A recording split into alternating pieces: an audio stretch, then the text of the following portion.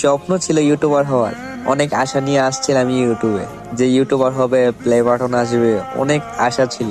Guys, তোমরা কি করতেছো? অনেক আশা নিয়ে আসছিলাম ইউটিউবে, এখন চ্যানেলে ভিউজই নাই। প্লিজ গাইস, একটু সাপোর্ট করো, একটু ভালোবাসা দেখো আমাকে, কারণ অনেক আশা ছিল যে আমার একটা প্লে বাটন হবে, 100K সাবস্ক্রাইবার হবে, অনেক আশা নিয়ে আসছি।